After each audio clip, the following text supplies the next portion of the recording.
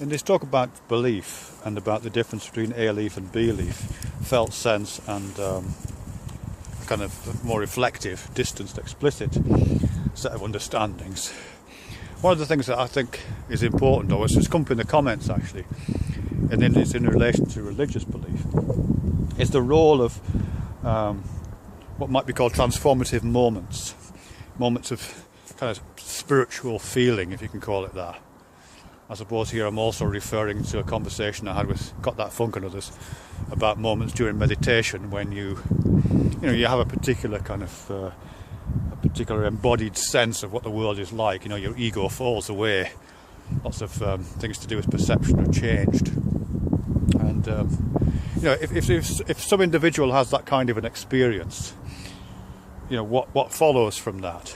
Because something about those experiences, first off, is that quite often they have a felt reality to them, which is far in excess of the normal reality we have. I mean, that's characteristic of all those kind of revelatory experiences, whether they're of the kind of Advaita kind I talked about in relation to meditation, or the ones that come out of much more organised faiths. Is that what it feels like is certainty, the certainty of that one is now in the real world, that that all this is kind of the matrix. This is just reality that's been pulled over your eyes, but the real reality is deeper than that. There's a kind of fundamental reality, a ground of all being. That's what it feels like. I'm not saying it necessarily is the case, but in terms of what it feels like, that's often the experience that people who have that experience have. And if you're a particular kind of mystic in a certain environment, and you have one of those kind of experiences, what do you do with it? And there have been things written about this in terms of these kind of experiences being the origins of some religions. And the way those things are usually mapped out is that, somebody has a revelatory experience in the way I've just described, through whatever process, and get this sudden and intense feeling that they have contacted the real world, that the real world is being revealed to them, the scales have been torn from their eyes, and so on. Now, if that person is particularly charismatic, or is good with language, or is good with imagery generally, then they might, if they're really good artists, I suppose is what I'm saying in historical terms, poets, then they might just be able to convey a glimpse of that to people around them who haven't had that kind of experience themselves. And if they can do that, then they start to attract followers, yeah? People who, whilst they haven't had the scales ripped from their eyes, do at least know somebody who has, and whilst they're listening to these incantations this person is saying, while they're listening to the descriptions of what the real world is like, in specific uses of language quite often, then they at least start to get that feeling, they start to believe, they start to get the intuition start to kick in. And so of course they follow the enlightened master. And as soon as you start to get a few followers, of course, then social processes start, don't they? This is how it's usually described.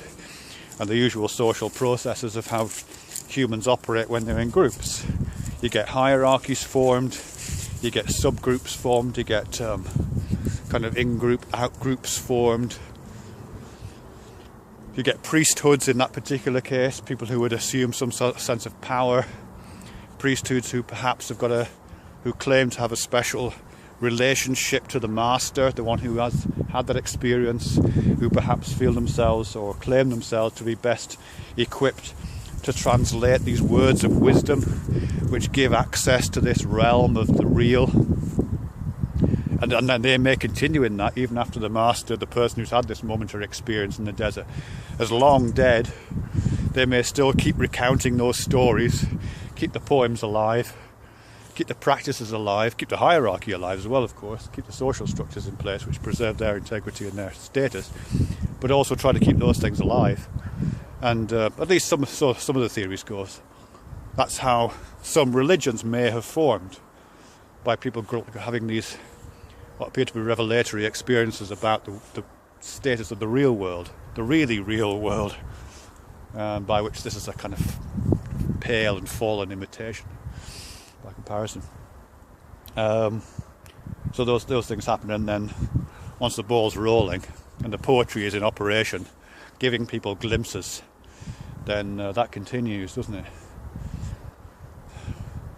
But the poetry bit is interesting for me.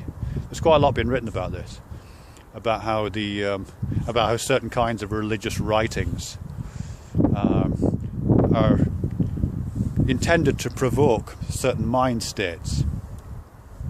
So, some religious writing is in a really interesting place, somewhere between poetry, between incantation, yes, between description and story, but also much more like neurolinguistic programming or auto-hypnosis or something like that.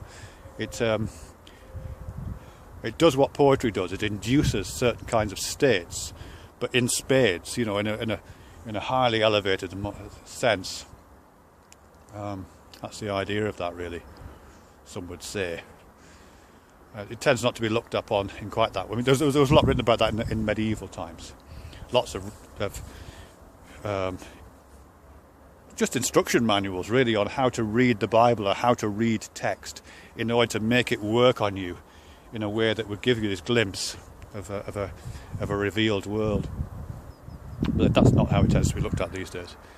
Most people look at it either as a kind of as a set of myths, which I guess is how I look at it, or as an accurate description. Sorry, I can't help finding that slightly amusing, when people take this stuff literally. It kind of misses every single point, doesn't it, really? But yeah, anyway, that's that.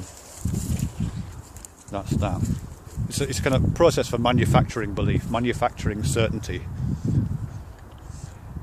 by priming intuitions through the astute use of poetic language and imagery. To give people a glimpse of the infinite, perhaps, or of eternity. I'm not saying it's entirely bad. Religions do bad things a lot of the time. But I don't think there's any harm in giving people a glimpse of an alternative way of being in the world, one which perhaps feels more real than just shops and houses and getting and spending. You know what I mean?